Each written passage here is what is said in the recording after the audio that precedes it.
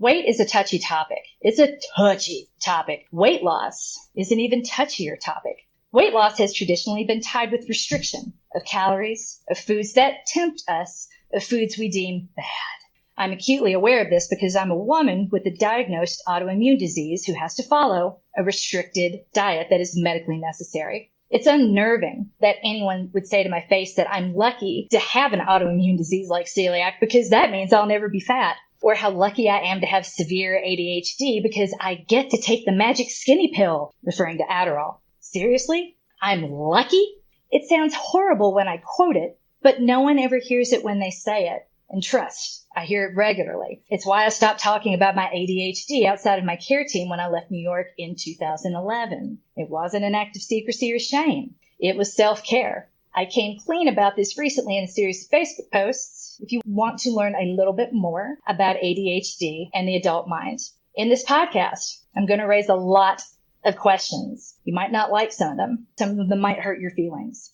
All I ask is that before you come at me, and do come at me, not Coach Sarah, please stop for a minute to ask yourself, I'm having a very strong response right now. Am I responding to Coach MK's words, or am I responding to something else? Remember, the story is in our response to the ad, not the ad itself. You are and will always be the most interesting person in the world to me, and I would never intentionally hurt you.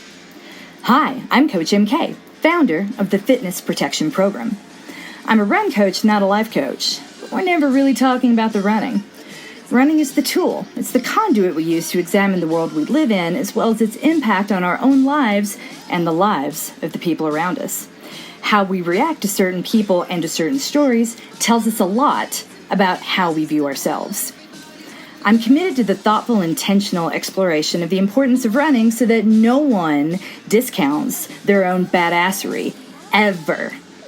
Final note, this podcast is geared towards every runner who won't lose their home, livelihood, or health insurance if they show up to the corral with a hangover.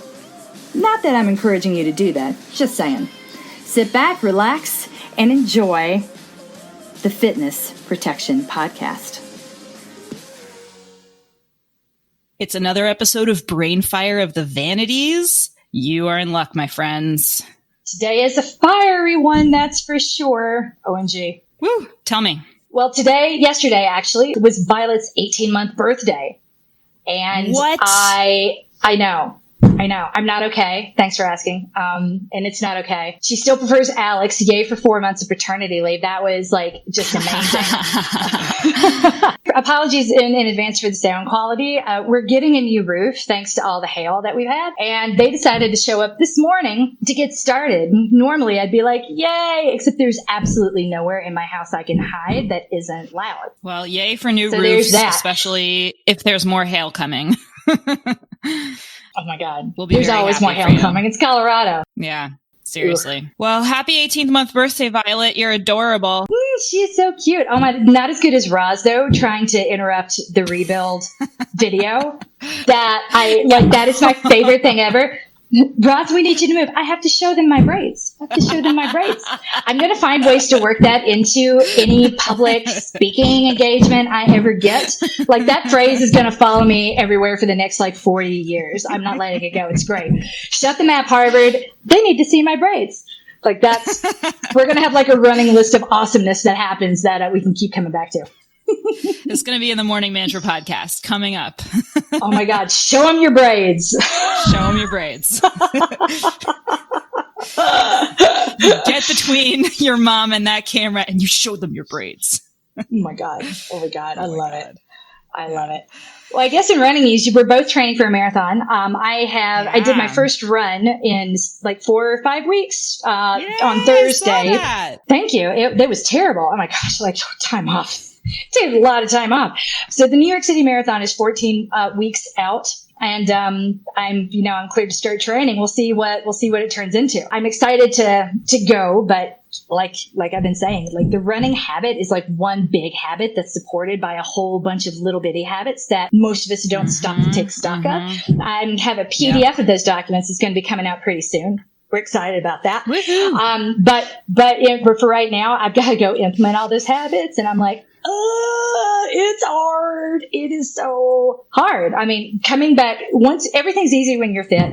Habits easy when it's already established. So I tell you that to tell you this. If someone that has been doing this her entire life, longer than most consistently, like longer than most people you will ever meet, a 35-year habit, it's still challenging for me to come back into it. So if you find it challenging too, there's nothing wrong with you. It's perfectly normal. Yeah. Developing any new habit is kind of hard to do. Allegedly, it takes 21 days to make or break a habit, and the magic starts on that 22nd day. Funny enough, that all kind of ties into that, and the fact that I still have 10 pounds to lose before I'm at my pre-baby weight all kind of ties into all of the thorniness that we're going to touch on today. But before we go there, I want to hear what's going on with you and your marathon training. My marathon training just started 1 week ago. I started the 10-week marathon ramp. I am dedicated as fuck to this marathon training, and it's pretty cool. It's especially pretty cool actually because not a lot changes from Maintain on the dedicated as fuck plan. You know, so I've been doing the workouts in Maintain for quite a while now, and fortunately for me, I've been in a position to really keep it up well. I am really good in my running habit right now. I'm good enough, in fact, that it has been one of the craziest weeks that I've had in a long time. My husband's been traveling, work, day job work has been really busy. And my child, as you saw on the Rebuild and Maintain strength videos for Friday, has been pushing my buttons a little bit every chance she gets. And I'm sure that some of that has to do with her dad being away. And even her teachers have mentioned to me like, Roz seems like maybe she's a little bit out of her regular routine. And I'm like, I know, I'm sorry, working on it. but it's really entertaining. It's so entertaining. Oh my God. I'm putting that video on Instagram TV. Yay. Well, Instagram TV, you are welcome. You are welcome. It's amazing. It's amazing. Despite all of that, I've still had a really good week of running. I've been like a little under rested. I've been a little stressed and a little crazed, but I have still wanted to run every day. Awesome. Because I have been in this habit for so long, and I recognize that I'm coming at this from the position where like everything's easy with you when you're fit. Yay. So there is an aspect of it that's really easy to me. And that's really cool because for years I was so afraid that I would never really feel secure in this habit. Even when I had been running for 2, 3, 4 years, I was still like, I don't know. What if tomorrow I just don't want to anymore? And so the level of security that I feel that even when life is crazy, this is the first thing I'm going to want to do. And if it's not going to happen first thing in the morning, like when my husband is traveling, I'm going to want to do it badly enough that I'm going to find a way to make it happen, to rearrange the schedule. I know that not everybody is there. I'm not saying that everyone needs to be there, but I'm not there. Can I just say, I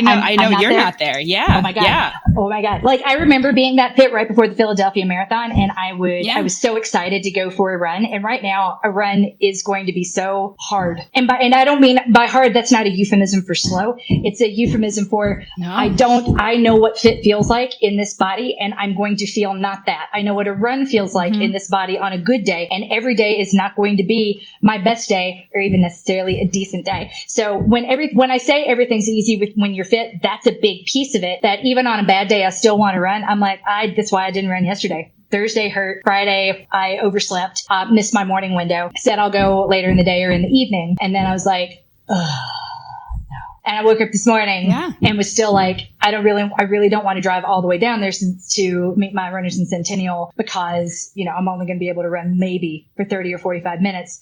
So I'll just do it here, and I have not gone yet. So I say all that to be like, it's not like make it not about you. I'm certainly not making this about me. It's about everything's easy when you're fit. When you're not fit, it's hard to get excited to go do work. It's going to be harder than when because it's been easier for you in the past. If you're one of our runners in Rebuild, you're doing, I would argue, the hardest work, the most humbling work of anyone listening to this podcast right now. I totally agree. Knowing how easy something used to feel and doesn't anymore, I've been there too. That is, after I had Roz and I did Couch to 5K, and it was demoralizingly hard for me because, of course, I was not coached. I did not have the kind of functional strength that I really needed at that point. My OBGYN just said, oh, great, you're clear. Go, you can go start losing weight. You can do Weight Watchers. Sure. Go ahead, go run. And I did. And everything felt terrible. And I was like, you know what? Okay, maybe I just won't run anymore. I guess maybe running wasn't for me after all. Luckily, that's around the time that I met NK. And so, so that did not last forever. But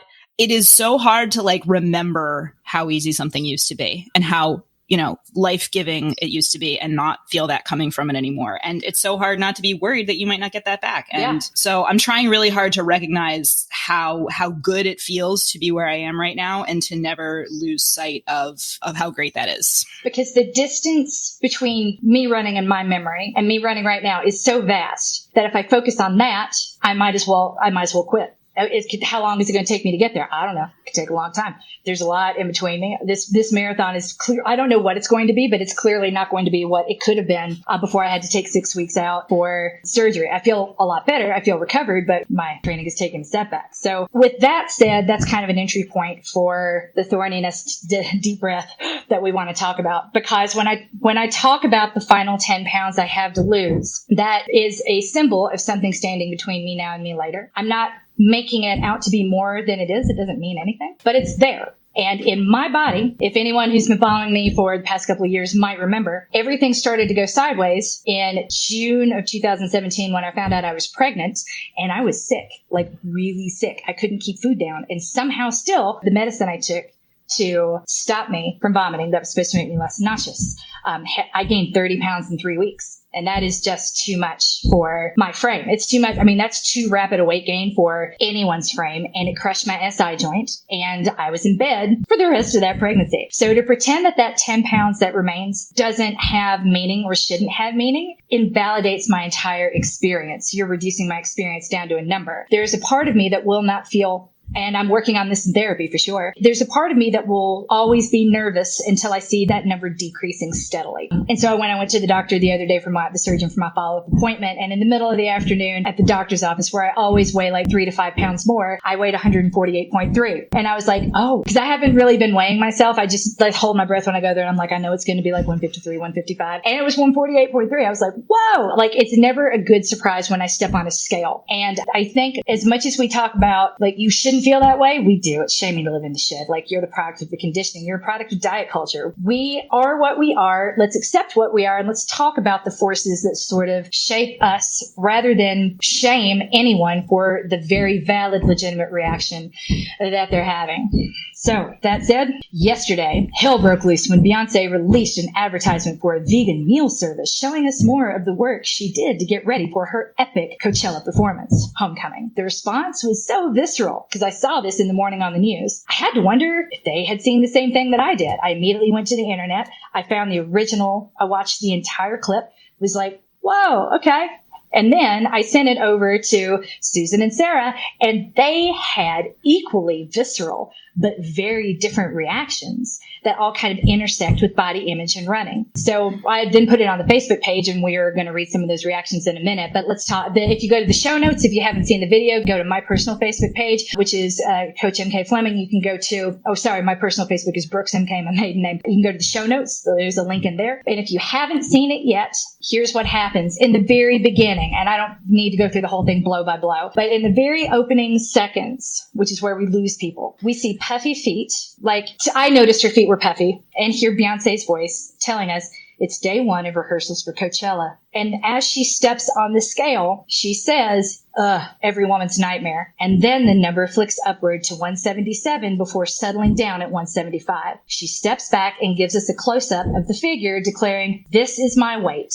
It would appear that most people didn't watch past that point. So this is kind of where the controversy begins. Was she saying that 175 is every woman's nightmare? What are you saying, Beyonce? What message are you sending? So, Coach Sarah, what did you think? I'll wait and go last since no one saw what I saw or had the same reaction I did. I mean, I've Googled it. I've looked. I'm a unicorn. And that doesn't necessarily mean I'm right, but. Well, it is interesting. I mean, I think you said this at one point. It's like a crazy Rorschach test, right? This whole video. And it, for me, I absolutely, those first few seconds, a few things about that. One, that was not my weight when I had just given birth to one child. It was not. I weighed more than that. I've weighed more than that before being pregnant with my daughter. There's something that means to be so impartial and so objective about a number. You know, that's why like everyone worships at the feet of BMI, even though it's complete bullshit, because it's just like, hey, it's just math. I'm just taking this number, and that's supposed to, and then you're in a colored zone. And, you know, okay, so BMIs are bullshit, and we know that, and that's now been more thoroughly and critically investigated. But those numbers are still really, really triggering, and so having been the person who weighed more than that, way more than that after I had my first kid, and remembering how I felt, but also all of the conflicting feelings about how, well, I shouldn't care about this. I shouldn't be worried about this. I should be more than my weight. Like, I should just like soldier on and do the work. I found myself really kind of wrestling with how just that number alone kind of instantly put me in a certain stance as I watched the rest of the video. And in the rest of the video, I heard a lot of buzzwords about, plant-based, unprocessed, a lot of buzzwords that are often being used to sell something. And this is also selling something. I mean, this is an advertisement for a meal plan type thing. And I saw lots of, filtered shots of people chopping vegetables. And who knows if it hadn't been for those first few seconds. And I think the first few seconds are crucial to what Beyoncé is trying to do. And I can recognize that, even though it made me feel a certain way that is very much about me. I think I would have seen the whole thing differently if I hadn't been first made to kind of look at it in this tone of like, every woman's nightmare is to weigh this. The last thing I want to say is that I hate that women are just assumed to be obsessed with their weight. I'm not saying that's what Beyoncé is saying, but that is like the immediate reaction I have is like, oh great, this is all women think about, right? Look at the why. Ask us why. Yeah. No, I hear you. I understand that. That's what makes weight so touchy. Like it's like our tits. We're supposed to have them, but not too much. It's weird if you don't. It's weird if you show them off. It's weird. Like it's finding that perfect cool girl space. That changes. It's not like a static space. It depends on who you're around. That to navigate correctly, because you can't be on a specialized diet. You can't be too different or too needy. And what is needy anyway? Like my children are needy. They need me. Like there are needs that they can't fill on their own. Does that make them deficient? They're children. Like, and as an adult, I don't know. I just feel like there's something really grotesque about the way that women have been made to care about something, then made to feel guilty for that care and that concern. It's like my ADHD, right? When I was taking medication for it, there's some people that could not see past the fact that certain celebrities had abused it in order to lose weight and assumed that I was doing the same.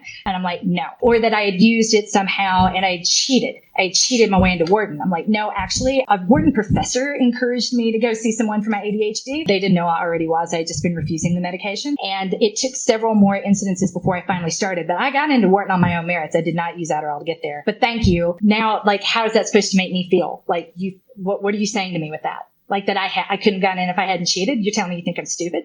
I don't know what that means, but it's always something really, really gross about it in this call out culture where we feel really brave for saying what we think with no ownership of maybe the things that we think are actually terrible. I did a Facebook Live last night with my husband because I knew when we started this would not only be a little triggering for me, it would probably be a little triggering for you. It was definitely triggering for everyone we talked to because there's no easy way to present any of these reactions. But I wanted to start with the thing I'm always conscious of is my husband. He came on camera and told the story, and this will be on the Facebook page and in the show notes too, about having to lose weight literally in order to keep his job in the military. And it was 3 months and he had to lose, I don't remember the number he said. I want to say it was close to 30 pounds in 3 months. And in doing so, he decided he went on massive restricted calorie diets. And the more praise he got for the weight loss, the more he would restrict. And the more he would want to lose more weight. He was training for a marathon and the more running he would do. So it went from running each day to running hard each day to doing hill sprints and whatnot with no plan in mind, just saying, look, I'm going to train for this marathon, and ruining his knees in the process. And how no one noticed or cared until he started gaining weight again. Then it was still nobody wanted to talk about his knees. That makes me so angry. The focus on weight loss, on weight in and of itself, has been so inordinate and so large for so long that I'm not about to shame anyone for feeling the force of that. I want to talk about it because the problem isn't you for being impacted by it any more than it's my husband's. That was real.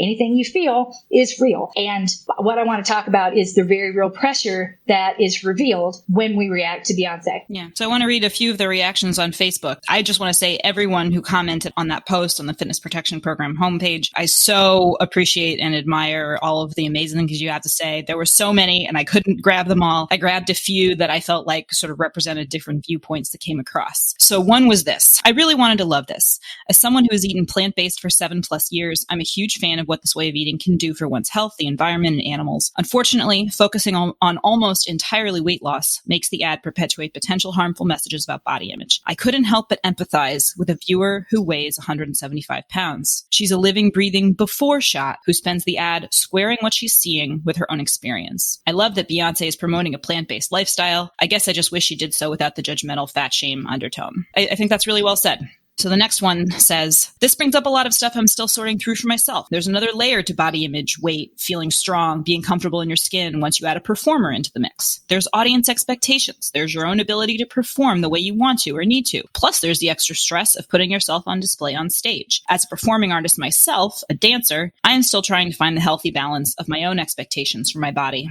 There's a certain extent to which it shouldn't matter what I look like, but performing a dance is all about what the piece looks like, and my body will be part of that. It's difficult to rehearse something, correcting what is right and what is wrong based on the choreography and not start letting those become value judgments on your body as well. Now, my performance ain't exactly Coachella, but there's part of me that's a lot more understanding of what Beyoncé may be feeling gearing up for a show. The next one says, okay, this is all powerful and I love it. I love that she weighed herself and showed people the number. I hear that. That was me saying, I hear that. I incorporate many plant-based elements into my diet and I like that she focused on that with exercise, on how to handle her professional requirements. Also, I'm copying one of the comments that someone posted online on YouTube. So this is our commenter quoting a YouTube commenter. We stand with thick Beyoncé, but we also love a healthy queen. Either way, we love B. I think the point is that she is so fabulous at any weight, and this is just where she is at on stuff. Totally. I think that's a really great point too. All right, last one. First of all, I love Beyoncé. I watched her Homecoming documentary, loved the parts that showed her body post-pregnancy and how hard she worked to get back to being fit and strong. I do remember hearing how incredibly restrictive her diet was during that time, and on one hand, I'm glad I wasn't under the kind of pressure she was to get back to a pre-pregnancy size. At the same time, there's part of me that sees something like that and like this commercial and berates myself for not being disciplined enough to eat like that. Same here. I, Coach Sarah, really identify with this comment. About a year after I had my son, I hit a weight I hadn't seen since college, maybe even high school. I was still nursing, had just run a half marathon, had also had 2 bouts of stomach flu. It was not a healthy weight for me, and I knew it wasn't, but there was still a part of me that got some glee from seeing that low number on the scale.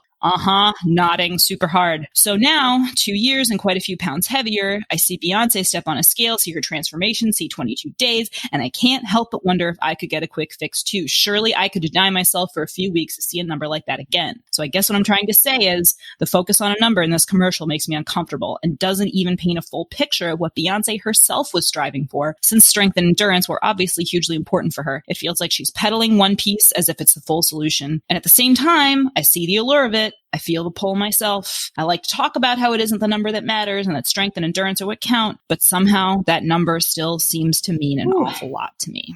Well, this is where I say I think it's all reflected by the sum of our own experiences. Absolutely. My reaction when I saw it was like, what's everyone so mad about? It reminded me, there was I can't remember the name she went by, but her name is Maria Kang. She was like Fit Mom or something. And she's a woman of color and she's married to a disabled military veteran and she had to go back to work to support the family. And she works as a personal trainer. And I don't know, I really should have looked this up, but I remember I seeing this on Good Morning America and getting almost not quite a fight, but having a very spirited conversation with my friend Ani about it because my reaction to her was like, oh, good for you. Like, that's amazing. I don't know that I could create a second career out of personal training. Like, that's so hard to do and so high against the odds. I'm like, go you. That's a success story. But I identified with that because that's my secret fear, that I can't go back to the corporate world. I've got too many complications if something happens to my husband. You could divide it into 2 camps. All of my friends that were not happy with their body at the moment or felt like they didn't have time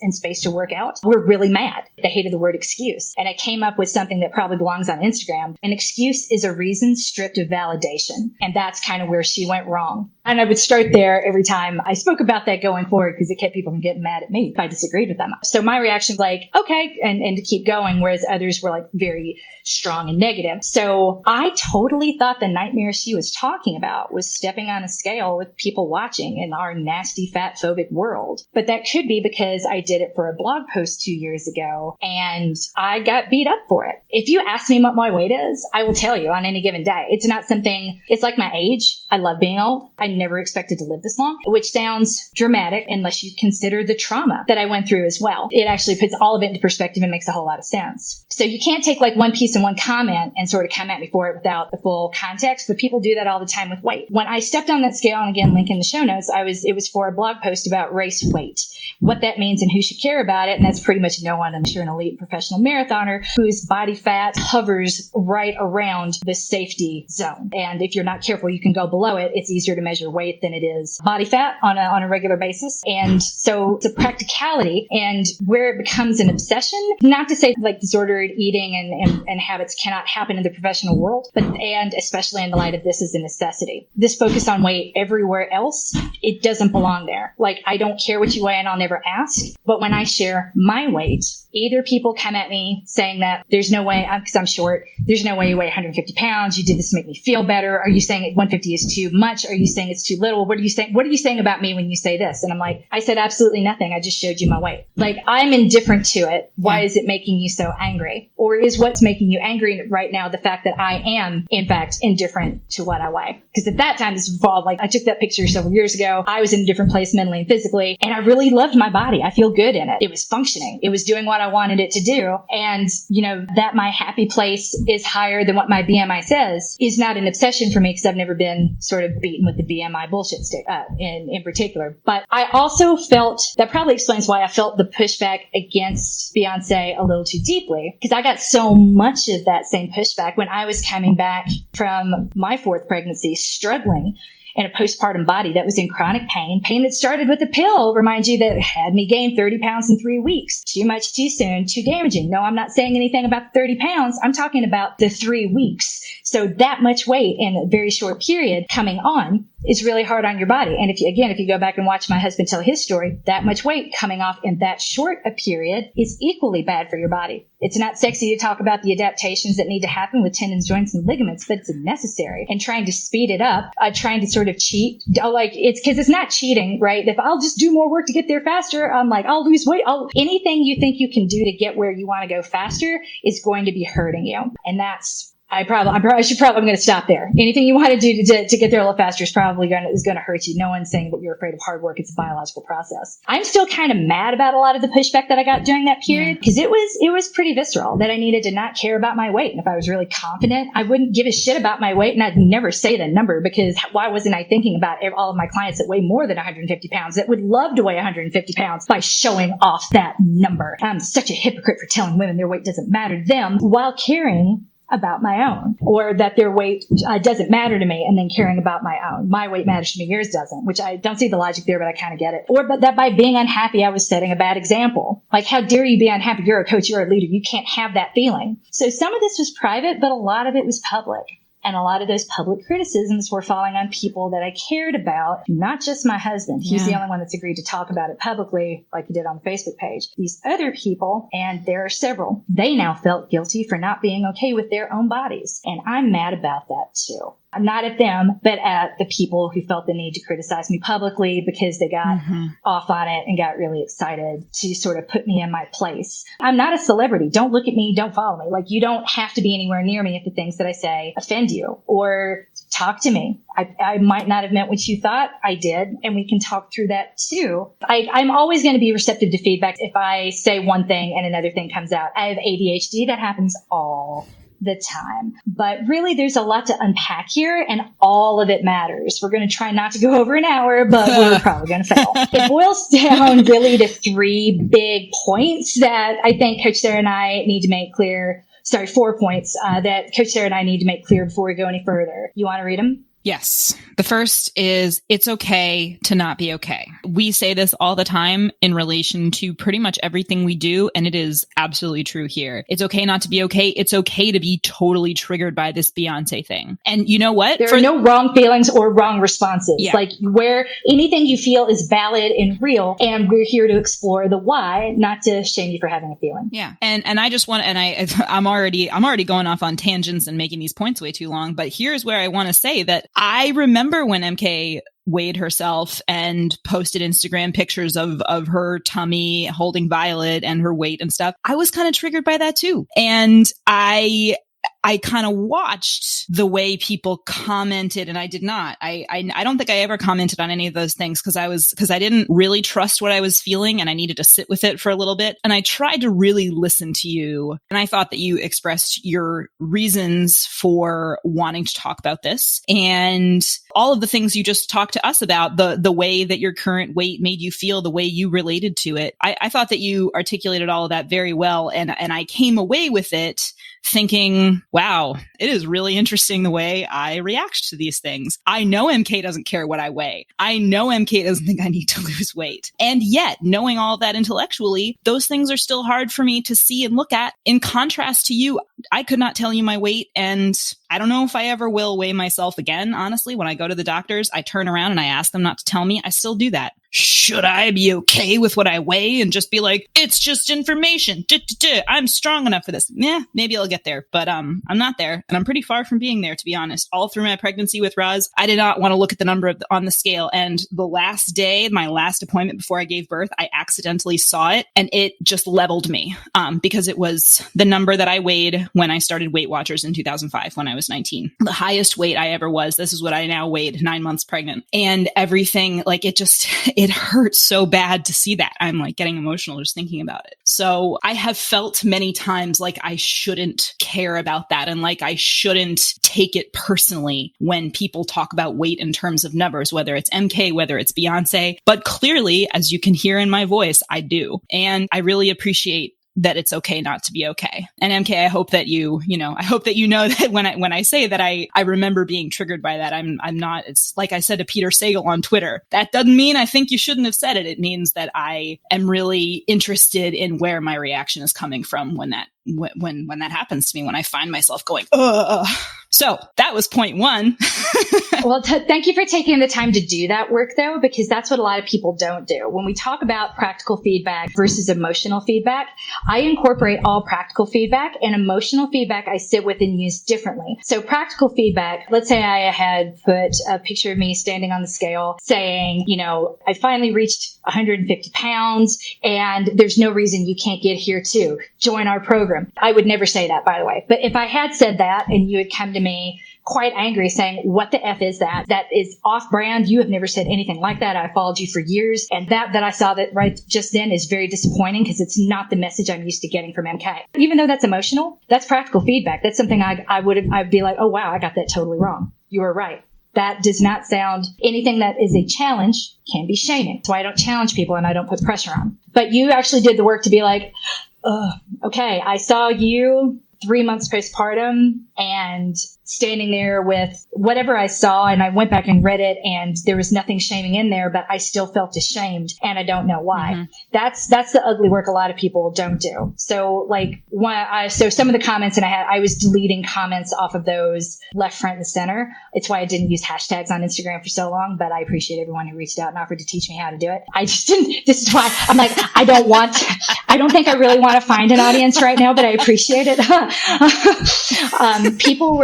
People I didn't know were getting up in there. And again, I'm not famous. I barely at that point did not consider myself to be a public figure. The people I worked with, yes, me, no. I'm maybe am seen by or visible to a very small subset of a huge audience. And I remember one person saying, God, it's so refreshing to see you fat, ha ha. Another is, I love that you're still in pain. Now you know what it's like for the rest of us. Thank God you dislocated your shoulder. I hope you now know and think twice about what it's like for people that aren't naturally skinny like you. Maybe this will make you a better coach. Maybe this will make you a nicer person. You deserve this. Whoa. I even got one saying, demanding that I be open. It was the picture was kind of blurry. That wasn't intentional. The camera on my old phone was crap. And so my storage was low, and it would just take lower quality pictures when my storage was low without asking me. And one picture I took, I was really proud of myself. I had blow dried my hair. I thought I was feeling good. I was looking good. I took a selfie in front of the mirror in the same position and posted it. And the very first response was, if you're going to do this, please be responsible and be open about the plastic surgery you've had. You've clearly had some around your waist. There's no way you have 4 kids. And I'm like, I'm going to take that as a compliment. So I engaged at first, and then I muted and then I blocked. But this person was just like very insistent that I was lying and that I had cheated and that I needed to be open about the cheating. So that's in my big spooled brain. Everything we talked about last week is stuff that's been lobbed at my way. And there's no way to defend yourself when you're not cheating or when someone has decided that you're lying and cheating. Their confirmation bias is what they're looking for. They're not actually investigating. So I just avoid those people. But yeah, I got a lot of pushback for it. And I had to sit back and say, okay, some of that nasty stuff, I didn't ask for that. I'm not showing off. I'm showing. There's a difference between showing and showing off. And if I was showing off, why am I not allowed to do that on my personal private Instagram that you don't have to follow? Yeah. Why can't I take pride in a day when I feel good? In a day what's wrong with wanting to remember the first day of many days when think about all I had to do to put on that sports bra with one arm that was in pain and an SI joint that hurt standing up straight and drying my hair. That's a lot of work with two arms when a shoulder doesn't. I mean, there was a lot that I was so proud of just to get into that picture. And I'm getting beaten down for bragging. And it's like, you aren't seeing all of the triumphs that happened. And that's what I want to remember. The next time I have a bad day, I'm going to come back to this picture when I felt good so that I can remember that and keep going. Why do you need to take that away from me in order to feel better about your today?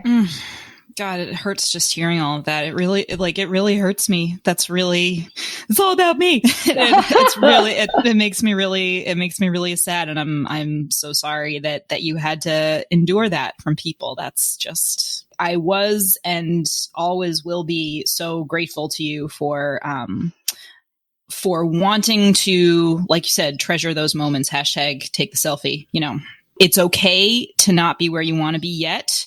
And also point 2, it's okay to want to lose weight. It's okay to, look at your body and not be where you want to be yet. Yeah. The only time I have a problem with wanting to lose weight, as I've said in the past, is when you're trying to combine a training regimen with caloric restriction or food group restriction in a training setting, especially one that I'm running. That's asking too much of your body at once. That's 2 big metabolic changes. I did a podcast several years ago where we tried to approach that very delicately because I am well aware that a lot of women start running to lose the baby weight, and that's okay. And then they start dieting or restricting in some way to lose the baby weight. And that's okay too. What's problematic is when you don't realize how those 2 functions don't work together and the weight, and you're doing all this work and you're eating not enough and the weight isn't coming off.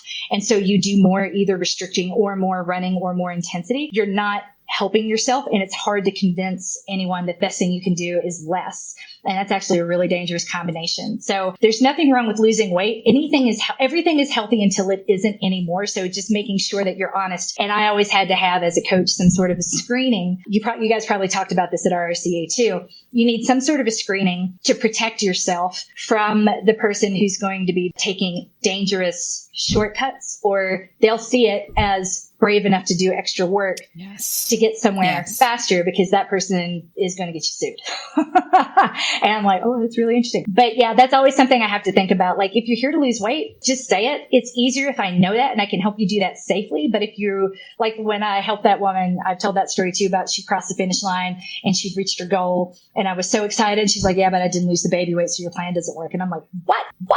Are you kidding? How dare you? That's not fair to me and that's not fair to you. I had no idea that's what you wanted. And I get it. We're conditioned to not talk about it. But if you're not discussing that desire with someone who you have hired to help you, that's something to think about. Yeah. And that goes to point 3, which is it's okay to go on or be on a restricted diet. I'm on one. Yeah, you are. Because you have celiac and you have to be in order to survive. And it does not have to be because you have celiac. There are a lot of reasons why it is okay. It can be okay to be on a restricted diet. But what we're saying is that combining a restricted diet with training goals, that's where it gets dangerous. And that's where we have to be really careful what we say. That sounds like a good idea. And let's think about this for a minute. Well, and that's also the nomenclature difference between exercise and training. Because exercising while you're trying to lose weight, totally normal. That's not what people do. They sign up for a training plan. They come to me and they're like, okay, I want to break 4 hours in the marathon since I'm here. appear as somehow they have to perform to justify having a coach, which I think is the wrong way to look at having a coach at most levels. Like, sure, that's a function I can provide, but that's not the only function that I do provide. So yeah, you can't worry about performance. You can run and you can train, you can do a lot of things, but we cannot worry about performance and performance goals in a cycle where you are also trying to reduce the size of your body through weight loss. And not to say that everyone who does this is on the same type of crash diet that my husband was when he ruined his knees, but the net effect to him, that's a very exaggerated, he didn't exaggerate the story, right? So he's the far end of the spectrum. I've never heard anything like that before, and I haven't seen it since, but that doesn't mean those same type of horses that ruined his knees during a period of rapid weight loss and increasing stress demands on your body and your joints. You're not having on a smaller level some of that same breakdown happen. If you lose, say, 20 pounds, that's a lot of weight to lose in general. And that's a lot of weight to lose over the course of a 4 or 5 month training cycle. So that's so rapid. I would be worried about the impact on your body if you were doing, because when people want to perform finger quotes, they're always on a plan that has high intensity. So, and it's the intensity that will get you. And the last thing is Beyoncé did something. So this is finally we are to point 4 of our 4 points that we want to make really clear before we go any further. Beyoncé did something, and it unleashed a torrent of responses that struck MK like a Rorschach test. Everyone sees something different, and what we saw isn't her, it's ourselves.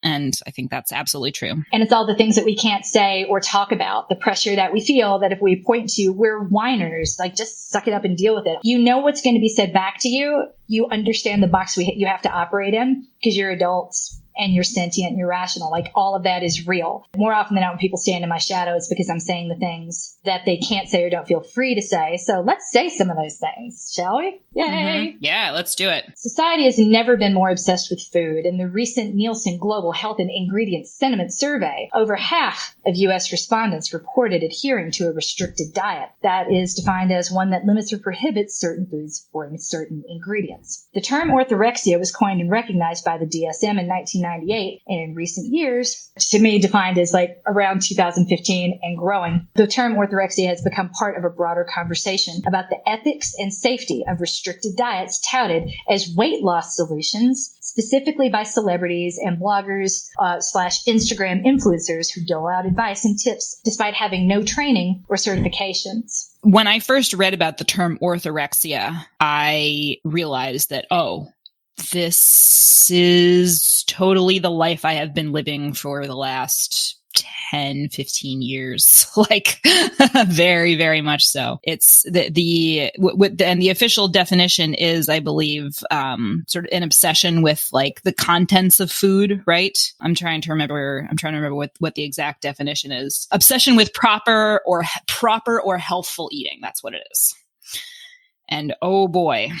Yes. That usually comes from a component of that is some type of restriction that can spread like moss. Mm-hmm. Like first we're restricting this, but just like my husband said, I restricted a little, I lost a little weight, I got praise for it. The more praise I got, the more I restricted. In the mind of someone with orthorexia, which is absolutely classified as an eating disorder, that's the same type of thought pattern, whereas anorexia is defined as extreme food restriction across a variety of categories. Orthorexia is a little more fluid. It can be a person thinks that they're doing really healthy things, but in actuality, like healthy is code for restriction and weight loss. And that's absolutely plays into the problems a lot of people have with the celebrities selling weight loss solutions. Because it's one thing if you say this lifestyle it's going to make you feel better and you'll sleep more, blah, blah, blah. But what they're really saying is you're going to lose weight, or like losing weight is a side effect. It shouldn't be the goal. So where orthorexia comes in, like you're talking about health, hoping that it's a distraction. Look over here, healthy, healthy, healthy. Where in actuality, that presumably healthy result is the end result of an increasingly disordered thought process that manifests around food. Does that make sense? Yeah. Yeah. So when a celebrity comes out and says, or an Instagram influencer says like, how did you lose the weight? And they're like, actually, my celebrity chef and I wrote a book together. Yay. They're capitalizing and they're answering a question. they're responding to market forces. If you were to ask them, or any business person, they don't have an ethical responsibility. They didn't create diet culture. They're not here to change it. The demands on them to lose weight are higher. So why not share that and profit from, that period where they were losing weight behind the scenes, not touring, not performing, not making any money? Why would you come at them in their new stages of motherhood for trying to claw back some of the lost capital during that period? When presented that way, like that's all, that Jessica Simpson said back when she started trying to promote her own vegan lifestyle, which she used to lose the baby weight, which ruffled vegans, obviously. Like vegan, it's a way of looking at the world. It's not your weight loss plan, which is how I feel about my restricted diet, right? Mm-hmm. Gluten-free keeps me alive. It's not a weight loss plan. My gluten-free donut, it's still a donut, right? It's not a healthy donut. It's not a magic skinny donut. It's just a donut that won't poison me and costs almost 7 times as much.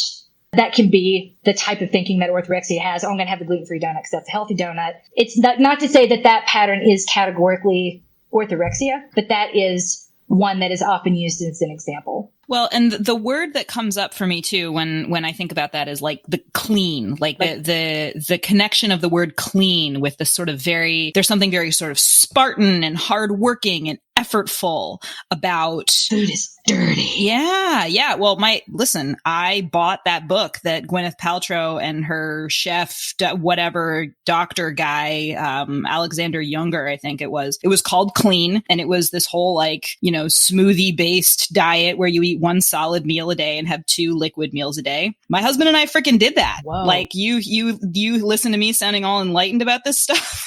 We did that. And really wrestled with all of the feelings it brought up, the feelings of pride that come up when you're doing something really hard and restrictive, but you're getting through it. And I've thought about that many, many, many times because it has sort of come up again and again in different ways. Members of our family have gone and done it, and we were in a very different place. We were both, I think, going through a pretty rough time and wanted to feel like we had some control over something. But it was the beginning of an obsession with clean and, again, effortful restriction in eating. And this was years after, doing Weight Watchers up and down forever. But it was the beginning of an obsession with cleanliness, if you want to say it that way, that is very hard to break. It's very compelling and very alluring. That whole idea that what you're doing is clean. It's like, oh, I'm not restricting, I'm cleaning. Exactly. It's like, well, that's exactly what it said you were eliminating. doing.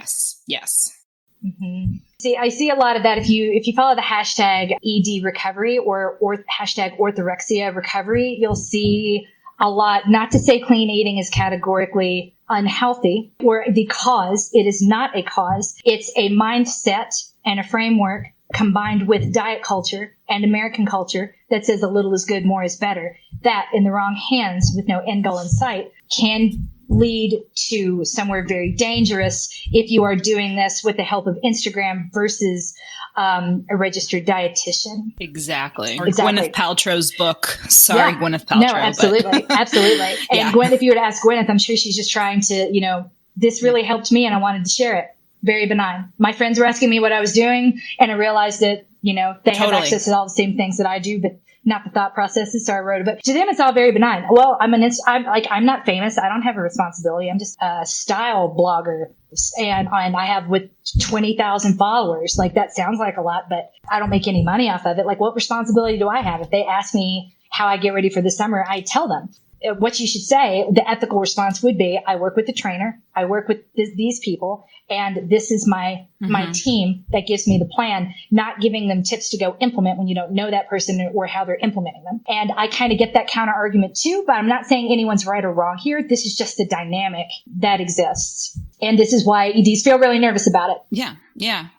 And just to go back to our structure here, this is what we're trying to say, I think, is that I'm talking about my experience with this sort of clean eating obsession that and many other food. I mean, I have been on the disordered eating bandwagon for many years and I feel pretty solidly off of it now. And that's really great. But it is not distant in my memory. I am trying very hard not to project my experience onto everyone who tries to lose weight, adopts a certain kind of diet. It's okay to want to lose weight. It's okay to not be where you want to be yet. Yeah. Where the line is really hard to say, and I'm not here to diagnose, but if you have, say, a really nice steak Béarnaise sauce is something I miss a lot because it's usually made with gluten.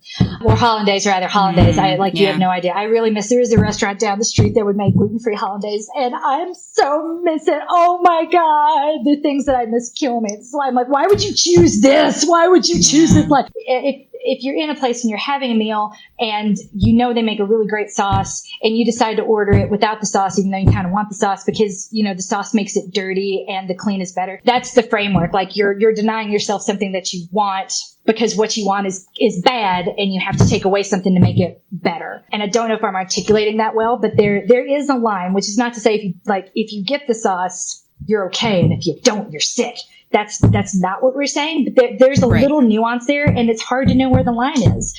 And that's one of the reasons why EDs, at least on Instagram, the ones that I follow, are all like, hey, if you're going to do this, at least join a supportive community that's led by an expert.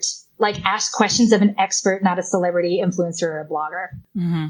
So how do you think we're doing so far? I think we're talking about really important stuff. And I think and I hope that this is going to resonate with a lot of people, because I feel like I've talked about the difficulties of losing weight and the struggles of, you know, how to feel about your body with so many people. And especially in our community, especially in the running community, I think a lot of people wonder if they're just doing it wrong, the body image wrong, doing all of it wrong. The struggle is real. And I want to validate everyone right there. It is common to start running in order to lose the baby weight. If you did that, I'm not saying you're sick. If you didn't do that, I'm not saying you're lazy. Like, there is no moral judgment here. It is very common for women to start running in order to lose the baby weight. It's the lowest hanging fruit available to most women. The emergence of the dad bod has now prompted men to start jogging for much the same reasons. So there are really two places you can be at any time. I say this a lot. You're going to hear it again. There's where you want to be and not there yet. It's okay to not be okay. It's okay to want to make changes. It's okay to want to lose weight. It's okay and normal and healthy to want to fit in your clothes again. It's okay to take up running. None of this is categorically bad or wrong. And not everything you read on the internet is harmful and terrible and bad advice that will lead to bad decisions and is a straight shot. Like, there's no extremism here. It's just, we want to pick apart all the pieces that make weight hard to talk about, that make weight loss hard to talk about, that all kind of at least presented to me in all the responses I saw to this ad, making me realize it's something we need to talk about. Because you know what? Losing weight, it's not easy. I gained 60 pounds with my first 3 pregnancies, and it all came off really easily. Like, I lost 20 pounds within a week. The first time I lost 25 pounds before I even left the hospital, which gives you a clue to how much fluid my body was retaining due to excess estrogen. And that's important here in a minute. So when my 4th pregnancy was different and my 4th recovery was different, the 4th weight loss had been different too, but that's not all that was different. I'm one of those body types. I used to have an easy time putting on muscle. Always have. It's never a big deal. It's one of the reasons I don't love lifting weights. I get big really quickly, which is not normal necessarily for a female. Ask any trainer, like, women have a harder time. I'm like, no, I didn't. I build muscle real quick, and I don't know why. I never really thought it was hormonal until after starting to recover from Violet, where for months and months and months, I'm like, my body is not responding. I should be stronger than this. I should be here, but I'm not. And I know because I've done it 3 other times, hormonally something is off. And that's when I started it down the path of looking for answers that led to, oh, there's a massive cyst growing on your right ovary. Who knew? Let's take that out in the Miranda too while we're at it. Maybe all the extra progesterone is kind of a problem. But trying to get anyone to talk about your hormones is really hard to do. And going and saying my muscles aren't responding to a workout is not something they want to hear from a 40-year-old woman. So even me saying, being a loudmouth that's pretty good at getting people to listen to me when I need it, I couldn't get anyone to take that concern, that very legit, my body is not doing something it has always done, and I am nervous. Couldn't get anyone to take that seriously. Or they would minimize, like, I know you really want to lose the weight. It's so hard. It's hard having 4 kids. Like, F you know. You know what's hard? Having 1 kid. Having 2 kids. 4 is so easy. They play with each other. They don't need me. They need food, right? The things like the pressure on you with 1 child, like, there's no compelling reason not to do something because you only have 1. And that's going to be in your head. Well, why wouldn't you do violin lessons? Like with me, it's very easy.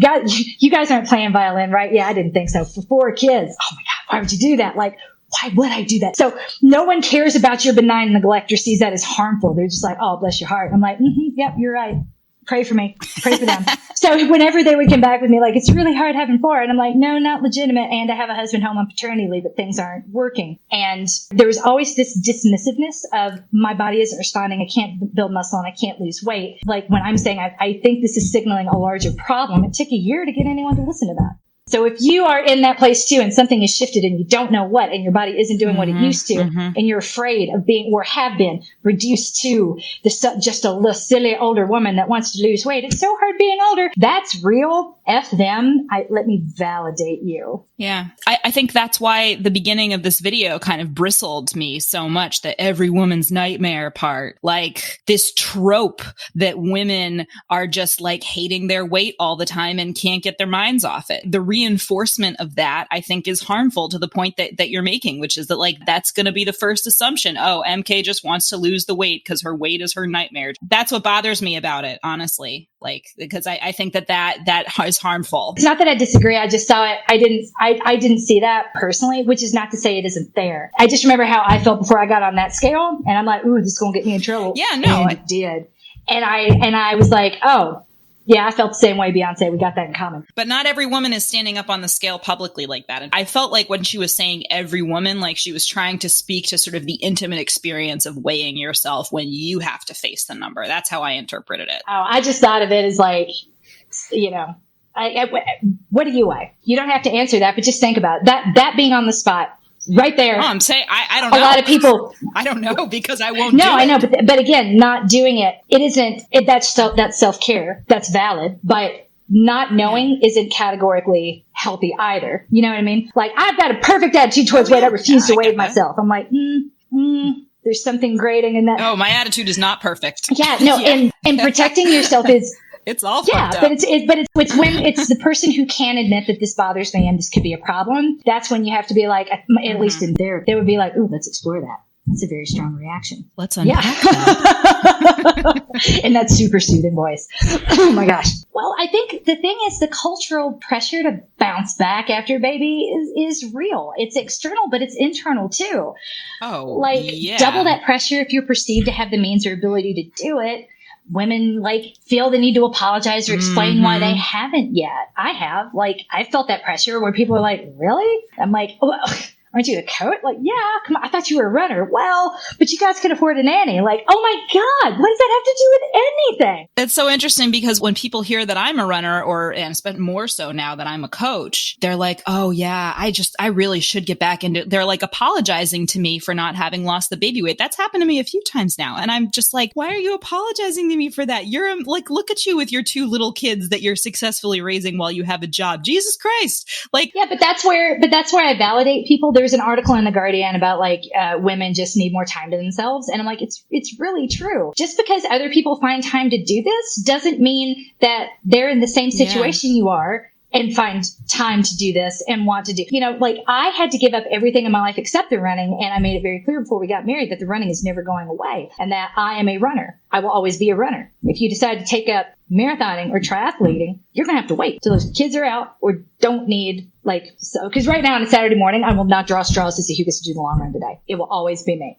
And I get that. A lot of women just don't have that support either. And which is not to be like, your marriage sucks, but maybe you don't have that support of a partner. Well, and that's not part of your arrangement that you have with each other. You know, like you have that arrangement. Yeah. Not everyone does. And can you talk about that? I mean, talk about being open to judgment. Well, my husband, you know, I don't think he'd be very supportive. Like you can't say that in public. I'm always looking for the things people can't say. I never totally accept a response as 100% truth because very few of us are ever in a position to give 100% truth because our lives intersect with the lives of other people. And it's just no one's business. Yeah. And I think we're supposed to just kind of be cool with it and let it roll off. And, oh, you know, well, I'll just figure it out. And we're supposed to like not be super bothered by it or super invested. We're like with our tits, you know, the whole new level of cool girl, talking about the work and talking about the pressure. That's being ungrateful, right? Oh my gosh. Yeah. What is our responsibility? What's Beyonce's responsibility? So there's cultural pressure on us. Then double that people think you're a person who means like you can afford to do it because we tie the notion of weight to the morality of well, to morality in general, right? That like sloth is bad and greed is bad and greed and dirty. And so, I mean, you're just a dirty eater and a sinner. Oh my gosh, you big old fatness over there. And the depiction, and back in, if you look at the original, like A Christmas Carol, all the bad people were fat. Mm-hmm. Throughout history, like that was to get fat was always to become evil in some way. And all of the children's fairy tales, I actually wrote a paper about that when I was in college, and I loved it. It was just like weight is a moral value in Russian literature over history. You know, Baba Yaga's evil because she's fat. Because all the good people are starving. But anyway, that's, we could talk about that for days and like tie that into Soviet Russia and like how all of that, those implicit understandings of weight in relation to how people ignored that famines were happening. Like, but they're not fat. They're fine. Dante's Inferno, same deal. We can talk about that too another time. But the response, so where the responsibility is, so there's a lot of pressure if you're a little bit like her further up, then you quadruple that pressure if you're a public figure that needs to navigate multiple gazes and different audiences and made up timelines, raise that to the 100th power. If you're a celebrity or a corporation that employs people, lots of people, there's people whose paychecks are contingent upon a production schedule that you might not be able to change. And I saw that too as someone that felt the tangible disappointment of people when I withdrew from the New York City Marathon last year, being like, you know what, I could do it, but it's not going to be the race that I want. And trying to describe that was like poking people in the eye too. Well, how is this not good enough for you? I don't understand. I would love to have that. That was triggering too, because it's like, so you're rejecting me. No, I have been very clear from the beginning that I don't like spending more than 5 hours doing one thing without stopping. And I know this from my time as a hiker or a trail runner. It's not that I hate trails. I just don't want to do one thing continuously for any, like that's the end of what I've got. And now that I can be public about it, that's due to partially to my ADHD, but also when I'm taking medication, the limitations from the powerful stimulants that I have to take to manage my ADHD effectively. Anything longer than 5 hours starts to mess with that. So when I say, like, I can't, the only way I can sort of defend myself is to share a medical diagnosis that a person doesn't need to have. So when a person comes at me and is like, you know, you're really terrible, and I'm smiling, I'm like, yeah, you're right, I'm the worst. I'm not like conceding necessarily. Listen to what I'm not saying. And no one ever did. No one ever picked up on that. Like, you can't tell me out of one side of your mouth, like, oh my God, it's so obvious you have ADD. And then like shame me for treating it or be surprised that I treat it out of the other. Do a little dot connecting with the people around you. What, like you can't read between every line and second guess everything everyone says. But sometimes even a very direct person, they're like, maybe they're not being terrible. Maybe they're not judging you. Maybe they're just not telling you what their limitations are. And I did that for a long time, but now I can be open. Anything over than 5 hours messes up with my medication, and it messes with a lot in my body that's hard to regulate. So yeah, it's not about being ashamed of a finish time. It's about the limit of what my body is capable of tolerating. Yeah. If anything, I'm saying I'm a wuss. Well, I'm telling you, like, I have this limitation that could be perceived as lesser. Are you still going to beat me up for being mean? Yeah. Like when you were the one who did the misinterpreting, right? So there's always a lot to unpack. So that, I guess, like when I look at that and I remember all the pushback that I got and all the things I felt like I couldn't say that I wasn't ready to say at that time, I still had that option. I could do that. There was no one, like, I had to answer a couple of really, like, not so very nice people that I've never met in person, and a few that I do. And that was really it.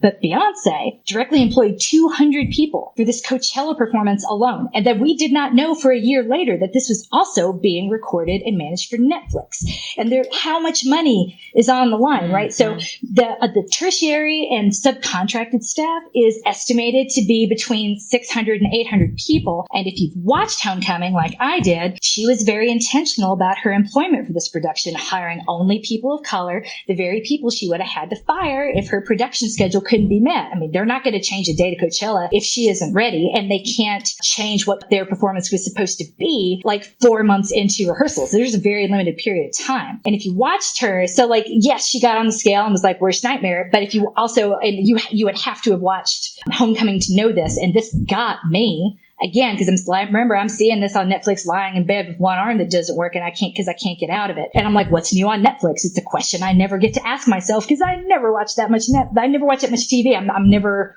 around to do it. But now I've got all the time in the world, and I'm watching her try to go through her first set a set that she choreographed, and she doesn't have the endurance. She needs a break. She's like, oh God, I need to sit down, guys. 3 minutes in, and she cries about it. She's like, I don't know how we're going to do this. We got 8 months. How I feel today. I don't know how we're going to do this. And I felt that. I felt that so deeply. And I thought that was brave to show, because that's how I felt too. My joints are like Gumby. My everything hurts. My muscles aren't responding. I have no endurance. And all of this rests on me. If I can't do this, what if I can't do this? Who am I letting down? There's a lot about her being the first Black woman to host Coachella, and we didn't even know what that show was going to be yet, and how cool and how impactful, and seeing my friends respond to that and respond to her was all so amazing. And what she wanted, and she delivered. And I get chills thinking about that. Like, she had this huge audacious goal, and she pulled it off. She totally pulled it off. That is more responsibility than any of us are ever going to know. Does it come down to the weight? When you're dancing 9 hours a day? Yeah, it kind of does. Yeah. I mean, that the person on Facebook who said, I am a performer, I am a dancer, and I get this, that your body is very caught up in the performance and making it look the way it is supposed to look, and making it flow and work the way it is supposed to.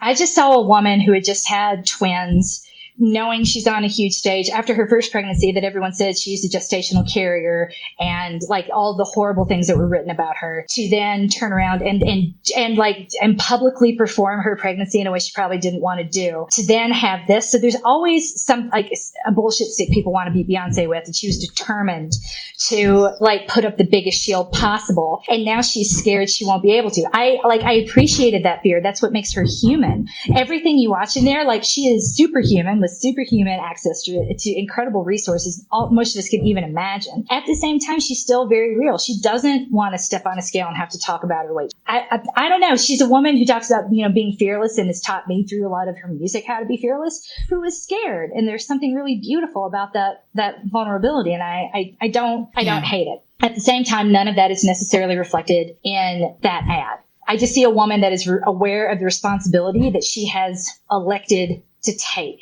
And it made me cheer that much more loudly when she delivered. I don't think she was saying anything about the number other than it's just, that is a signal of how far she was from her baseline. And I don't know what her end weight was, but let's say she knows what it's like to dance in a 125 pound body. She knows what it's like to dance in a 175 pound body. And the difference is not just the weight, it's a whole bunch of things, but we can't pretend that it's not there and get mad at her for struggling like we do. I don't know. But this is why I say my reaction was so different. I think I identified with her so strongly, but that also had to do with the time and space, because I wasn't seeing people struggling, and I was getting really hard pushback and hard questions about what the hell kind of coach and person are you if you're showing your struggle? I'm like, honest. I'm honest. Well, you're not famous. You're just trying to get attention, make people feel sorry for you. I'm like, there's always going to be somebody coming at you with something nasty when you share your truth, which is not to say I'm mad about it. Acceptance is observation without judgment. It's just reflecting. So I'm watching every all these opinions come at me like little clouds and saying, what is the connecting factor? It's how we all respond to that number on the scale. I feel like that's what it comes down to. We're not responding to her. Mm-hmm. Some people didn't even know it was an ad, for one.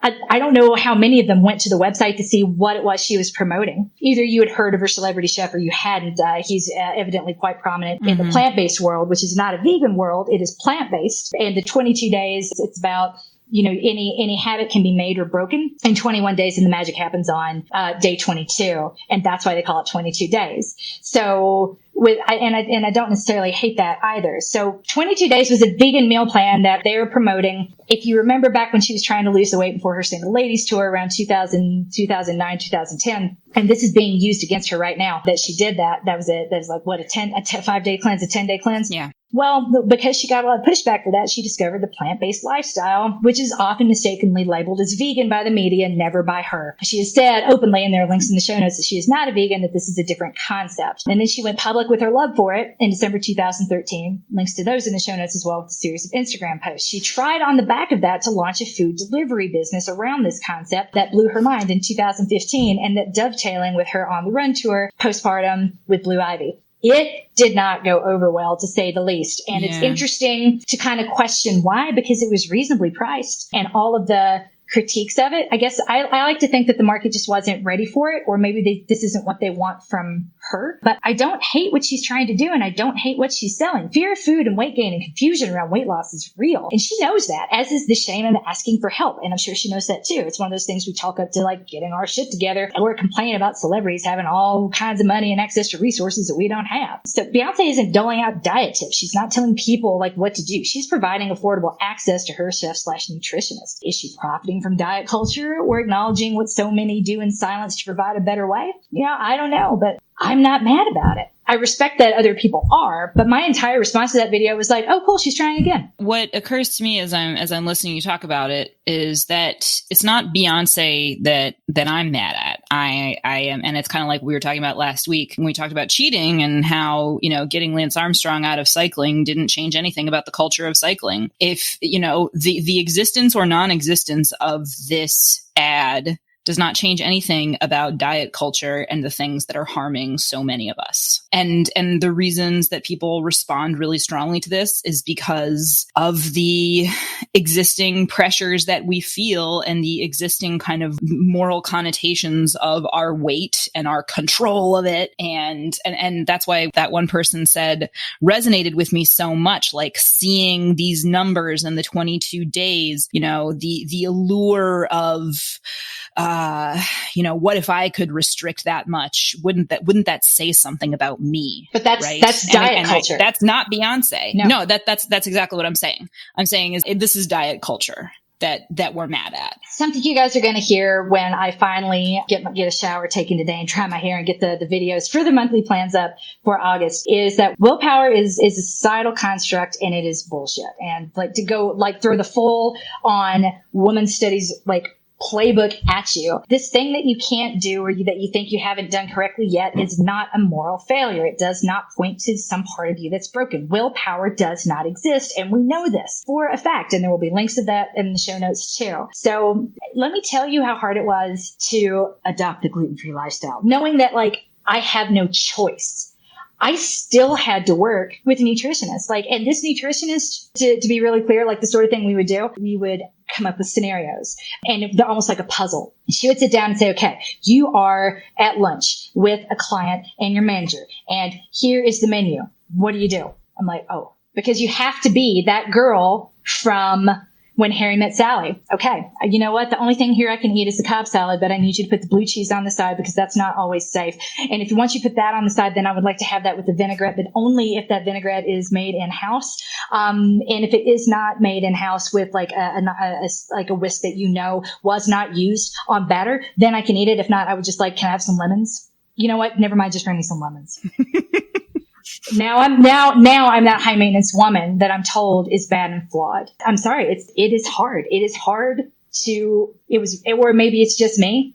I don't want to believe it's just me, but that entire adaptation curve of having to be that person and having no choice, it's not easier because you have no choice. It's hard, period. Advocating for yourself and going against the grain in any way is hard, period. So I'll end on this story. I went to a wedding once and I had lost a significant amount of weight before showing up, which is what happens when I get really stressed out. I think I've said that before. When I get really stressed out, I will just forget to eat, and no one asks me why. So I'm sitting down at dinner, and I had made it really clear because I don't go to weddings. All right, there was a long period I don't eat with people. I don't go to weddings. So I couldn't get away from people talking about what I was doing and what I was eating in a way to be trying to get me to admit that I cheated or had an eating disorder. And I just don't. Number one, I'm in therapy. I have other issues, but not that. And I'm not going to sit there and defend myself and let you put that on me. And avoiding you is not proof positive that I'm doing something wrong. It's proof positive that you are pissing me off. But no one ever sees it that way. They think that's the confirmation bias, right? Oh, I got her. Watch this.